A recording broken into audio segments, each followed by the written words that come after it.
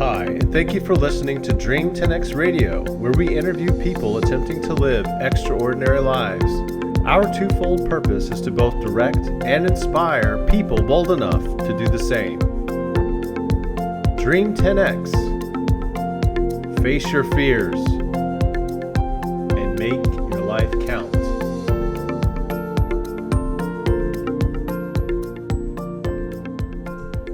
Hello, hello. It's your boy JC. Hello, Dream 10X Land. Welcome to episode 28 of Dream 10X, and we have taken off the month of April. I don't know where the month of April went, but it's gone, never to be seen again for 2021. It was a busy April. Extremely busy. Sorry we didn't get a podcast out.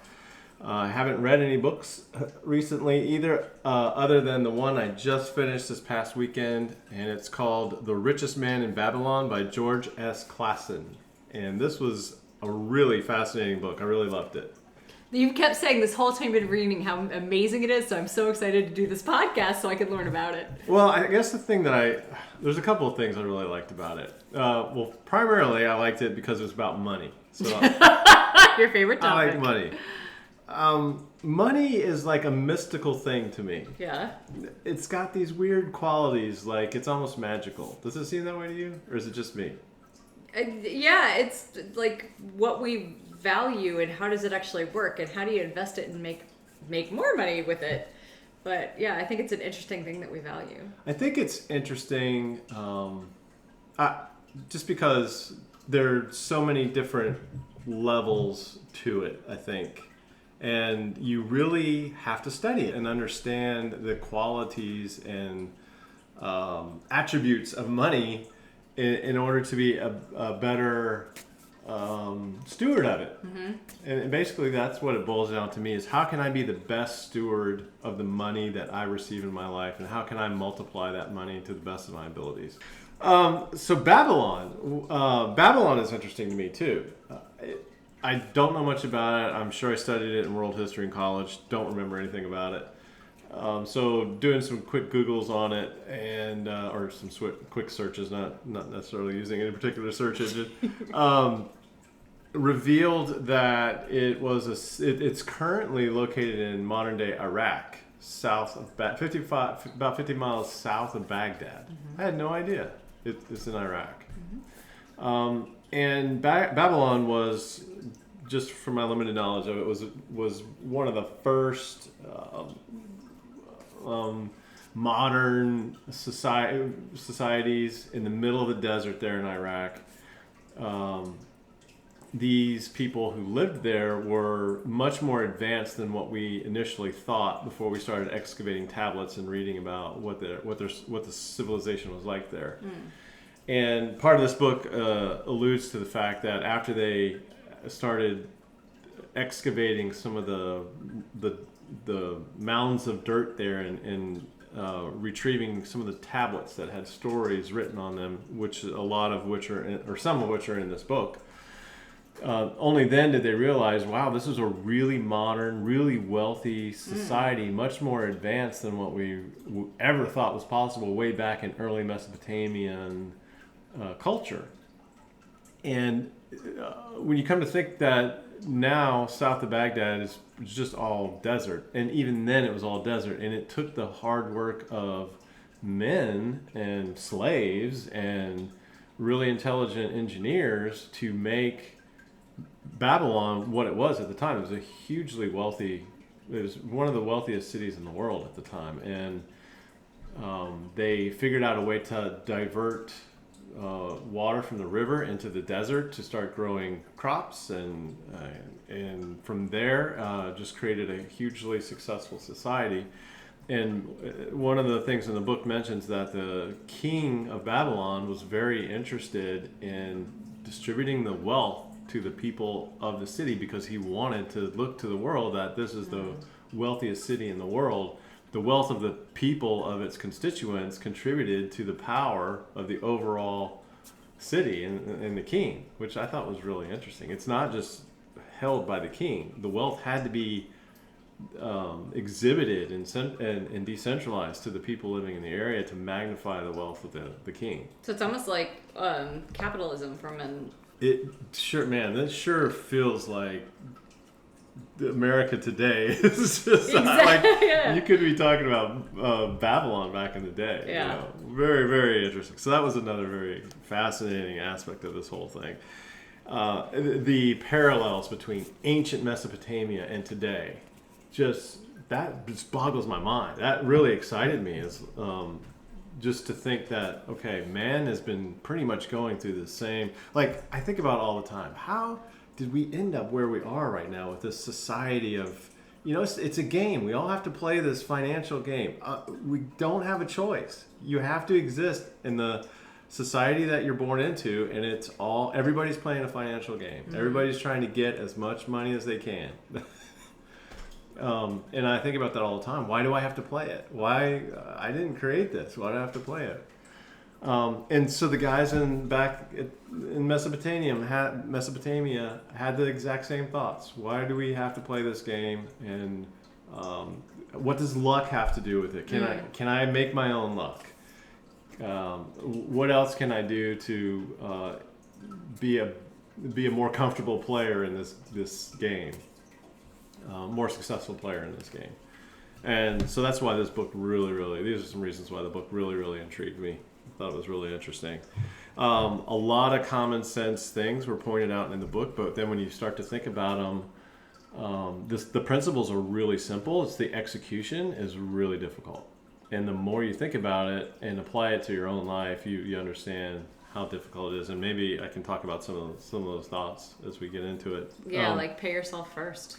Exactly. And that's one of the stories about some people who I think allegedly told back then they had clay tablets, and that's how they wrote their stories. They etched their stories in the clay tablets. And they actually had huge libraries full of these clay tablets with people's etchings on them that told various stories. And so some of those stories were transcribed from those tablets in this book. And it starts off with these two guys. One's a chariot maker and one's like a sword maker or spear maker or something like that. And they're talking about, man, how do we make money? I'm tired of working under the hot sun. And look at this guy in this chariot, Arcad, he's the richest man. How did he get all that wealth? How's he any different than us? Mm-hmm. What man in America hasn't thought the same thing? Man, how do we get like Bill Gates? Mm-hmm. How do we get like Elon Musk and get all that money and be a high roller like that? Who has, same exact things we're going through today that they went through back then. Mm-hmm. So they lay out. So they end up talking to this richest guy in Babylon, Arcad, and he lays out, and the king asks him to help teach the people of the kingdom how to become wealthier, because the king wants his constituents to become wealthier themselves. So Arcad agrees to teach him, and he lays out these 7 steps for how you can go about fattening your purse. And the first one is to start by fattening thy purse. And how do you think you would start to fatten your purse, just common sense wise? Yeah, so the one thing that I was calculating is what % do I actually put into my 401k, because that's where I pay myself first, is my 401k. Mm-hmm. And I'm only doing 6% right now. Mm-hmm. And so I have 4% I need to make up for that I'm not putting into savings, which I need to be. Excellent. And so that's perfect, because this is one thing they point out in the book. 10% is your number. Mm-hmm. Everybody needs to put away 10% of what you get paid. It's very simple, but when it comes to money, it took me. I'm still learning. Like, nobody taught me this stuff growing up. Didn't learn it anywhere. Like, my parents sure didn't know anything about money, and didn't have any examples growing up in the military of people getting wealthy, because everybody's making a government paycheck, and so it's common sense, but it's not common sense. Like, just like you said, what percentage should I be saving for myself? They point out, since Babylon, the way to get rich, you set aside 10%, at least 10% of what you make for yourself. Mm-hmm. So step one. And looking back, had I saved 10% since I started working and joined the Navy, yeah, I would be fine right now. Yeah. Yeah. And when you think about that deeper, it's very simple. Save 10% of what you make. You think about that deeper. That means right then you're making more than you're saving more than you spend from your paycheck. It's forcing you to save more than you spend. Save that 10% and don't spend more than that. Yep. It's hard. And it's also that really debt to hard. income ratio and making sure that you don't get over your head in debt. Yeah. Yeah. Yeah, that's part of it. The second way to fatten thy purse is to control thy expenditures, which we just talked about. So ensure that you're saving 10% and don't spend more than what you earn. Number 3 is make thy gold multiply. So the money that you do save, figure out a way, a safe way, a sure way to invest it so it grows for you. So this I did. So I put it in, Vanguard with the Admiral account. I have a little bit of money going to that each month. But I also got a CD through Navy Federal, which actually is 3% this year. And the ones in the past were like 1.5%, barely 1%. Oh, yeah. Not even 1%. Yeah, this year was 3%. So I actually made not a lot of money, but... You made a full 3% on a CD? Full 3% on a CD. And it's only a 1-year CD. So so that was really nice. But see, that's so it's a very simple statement. Make thy gold multiply. But how can you actually do that to where you're not risking it and potentially losing it? So CDs are one way, but like you said, CD returns have been abysmally low for so long. But so it's great that the interest rates are coming up on that, and you're making 3% at least. Still not keeping track of inflation, but you're making something. Letting it sit in your savings account or checking account is not going to do anything. No, that doesn't increase your wealth. But everybody knows, well, maybe I can find a mutual fund or something and put it in there and it'll start growing. But even that, there's so many mutual funds. Like, how do you choose one that's going to actually safely grow for you? Yeah. I don't know the answer for that. But it doesn't seem like a lot you could do. Yeah. I don't know, but that's the task. That's the number 3 task here, is to figure out how to grow your money safely so you don't lose it. Number 4 is guard thy treasures from loss. So that ties into number 3 a little bit. Don't try to extend it out in some risky thing trying to grow it where you risk losing it. So you got to guard it. You really have to protect it. And I know that's absolutely true, because it seems like there are so many people with their hands out on my paycheck before it even lands into my bank account, you know? Oh, yeah. I'm not going to name them all. I mean, just so many ways that cash just flies out of the checking account. Yeah. So it is really hard. So it's a very simple statement. Again, guard thy treasure from loss. But how do you do that? Yeah. We got mortgage payments, we got electrical payments, we got gas payments, we got car payments. Taxes, where you have to pay for the taxes and all the things you have. There's so insurance. Phone. It's incredible. Student loans. So I'm always thinking about too, like if I could just drop myself in the desert, like I got no payments. I'm a brand new human here on earth. I got no payments. How did I get to the point where I'm right now, where I got nothing but payments? You know, think about that a lot. Like, how do I cut all these things I got to pay off? How do I just chop them off so I don't have to worry about it? Number 5, make of thy dwelling a profitable investment. Now, that also was very interesting to me, because I've heard a lot of people who talk about building wealth and finances and stuff like that, and they recommend not owning your own home because of all the costs associated. One, you got to have a huge down payment, especially nowadays with the prices of homes rising. Unless you're a veteran and can do the VA loans. Yeah. Because VA loans are 0% for vets. Right. Just for you vets out there who didn't know. Yeah, but the down payment is just one thing. So once you're in a house, then you've got all the other, your HVAC system goes out, you got to replace it. Your dishwasher goes out, you got to buy a new home like we do. New roof. Thanks, Patricia. New roof. All these things cost a lot of money, and so there's a logical reason these guys recommend not owning a home, just rent. Because if you rent, you don't have to worry about it. But where's your rent going? Your rent is going to help make some other person a little bit wealthier. So. And if you're in an area like this, the rent is just as much, if not more, than a mortgage payment would be. So right. So where's the investment? Right. But back in Babylonian day, the recommendation was to own your own home and pay it off as quickly as possible. So then you own it. You own your own home, and you can eat the way I love the way they put it. You can eat your own fig trees, and you can eat of your own fig trees on your land, and your own grapes, and your wife will be happy to have her own. It's just Your wife is just happy. But can you imagine like owning everything free and clear, a house owned and free and clear? I really yearn for that. I don't want to have to pay the bank every month. Yeah. I just hate that. I hate having a mortgage. So owning your home and owning where you live and owning your land as a profitable investment is a recommendation for this, and I like that. I do too. I agree with that. Yeah. Number 6, ensure a future income. And I'm like, dang it, that's very simply stated, very, very hard to do. Yeah. Ensure a future income. How do you do that? What are some ways of doing that? I mean, outside of Social Security, 401ks. maybe 401ks. Well, how else can you ensure a future income?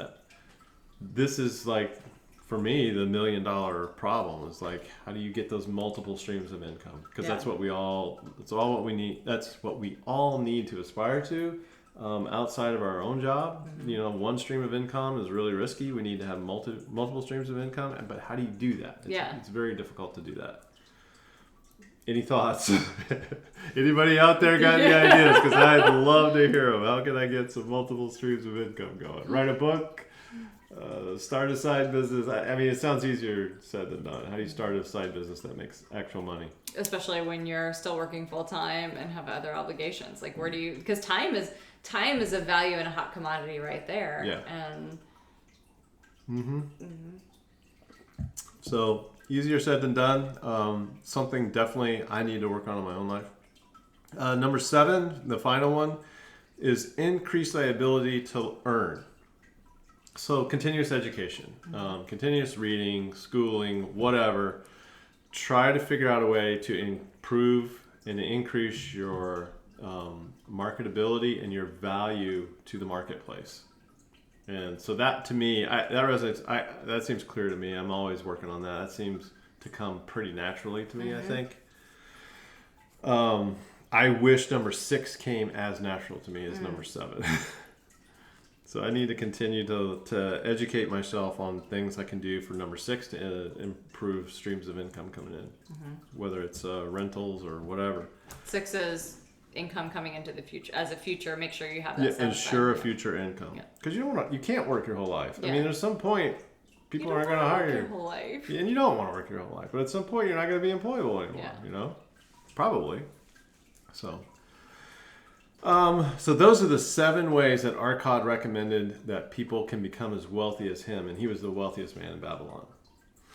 So then there were some other discussions of ways to like protect your wealth and protect yourself, and there was a discussion of the 5 laws of gold. And the first law of gold is, gold cometh gladly in an increasing quantity to any man who will put by not less than 1/10 of his earnings to create an estate for his future and that of his family. So basically save 10% of your income, and gold will multiply for you. Yeah, sounds great. Yes, okay, great. Number 2, gold laboreth diligently and contentedly for the wise owner who finds for it profitable employment, multiplying even as the flocks of the field. So your money you got to find a way to multiply your money, basically, and you got to do it smartly, otherwise you're going to lose it. The 3rd law is, gold clingeth to the protection of the cautious owner who invested under the advice of men wise in its handling, which is basically what I just said. 4th law of gold, gold slippeth away from the man who invested in business or purposes with which he is not familiar or which are not approved by those skilled in its keep. So this is tricky. This is why these things are so, they're simply stated but very tricky. So you're saving 10% now, and you're building up your wealth, but now you got to figure out how to multiply it. But you got to be careful, because if you put it in something like, I don't know, digital currencies or something, let's say, I don't know, you stand to potentially lose it all. And then so you got to be smart about what you do with that money. And I don't know how you be smart. I'm trying to figure that out. The fifth law of gold is it flees the man who would force it to impossible earnings, or who followeth the alluring advice of tricksters and schemers, or who trusted in his own inexperience and romantic desires and investment. So Bernie Madoff comes to mind. The hedge fund guy. Oh, yeah. Okay. I don't know. It was just one example. Yeah. Again, you just got to be really careful with what the stewardship you provide for your money. I don't know. That makes sense. And don't screw others over. Yeah, definitely don't do that. Then there was an interesting story about the walls of Babylon. And was the whole city enclosed? Yeah. Okay. It was covered, surrounded by a huge wall. I think I read something like the walls were so wide and so tall that you could drive a chariot 6 horses deep. A chariot that was pulled by 6 horses deep on the top of it. Wow. So that's pretty wide, right? That's a big... It was a gigantic wall. And so the story goes that Babylon was under siege, and they were being attacked by an enemy, and there was a great battle ensuing, and people kept asking the soldiers, they'd come up and say, hey, are we going to survive? Are we going to live? I need to protect my family. I need to protect my wife, whatever. And the soldiers would say, don't worry, the walls of Babylon are strong. Just stay close to the walls and you'll be safe because no one's getting over it. And eventually the enemy fled and everybody lived happily ever after. And the moral of the story is that you need to build a wall around you need a protective financial wall built. And that protective financial wall is your savings. Because stuff is going to come out of left field. You need to be prepared to handle it. Health issues, you might wreck your car like we just did and have to buy a new car. Anything like that comes out of left field. You need to have the financial cushion to deal with it so you don't go into debt to handle it. Yeah. And the reason you don't want to go in debt to handle it is because, as the book points out, debt is slavery.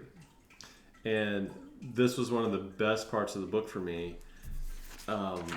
Talking about debt and how it relates to being a slave. And really, all who are in debt are a slave. You're really a slave. And I've been there. I'm a slave. And this guy, Banseer, said, he accidentally became a slave in his own life because his brother got in a fight with somebody and accidentally killed him or something like that, and he became he became in custody of his brother for somehow I forget how the story goes, but he became responsible for his brother's actions, who killed somebody in this book. Yeah.